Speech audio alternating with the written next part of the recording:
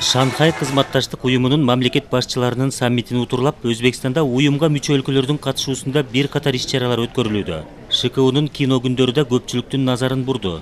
И мы сегодня именно собрались для этого, о том, чтобы поговорить о том, как объединить наши усилия для того, чтобы сблизить наши народы. Биз элдерибизди мындан арыда жакындаштыруунун жолун издеп чогулуп отурабыз. Кино продукциялар толеранттуулукту, достукту, ынак коңшулукту даңзалаш керек. Ушул өңүттөгү фильмдер тааныштырылат, кызматташтыкка негиз боло турган келишимдер да түзүлөт. ШКУнун кино күндөрү Ташкент эл аралык кинофестивалинин алкагында уюштурулду. Значимость сложно переоценить, собственно.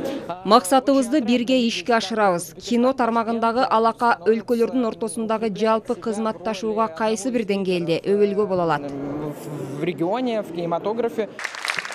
Кинофестиваль ар өлкөнүн бул тармактагы жетишкендиктерин көрсөтүп гана чектелбейт. Катышуучулар белгилеп жаткандай кызматташтыкты да арттырат. Биз Борбор Азиянын кинематографисттери менен кызматташкыбыз келет. Учурда режиссерлорубуз фильмдердин айрым бөлүгүн Кыргызстан менен Өзбекстанда тартып жатышат. Өзбекстанда тасмага түшүрө турган тарыхый жайлар көп. Ал эми Кыргызстан жаратылышы менен көрүүчүлөрдү кызыктырат.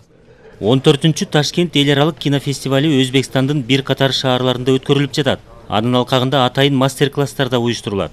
Фестивалга 40тан ашуун өлкөнүн өкүлдөрү катышууда. Калугул Асанбаев, Кундуз Токтобекова, Нурбек Иманов, Ала Тоо 24.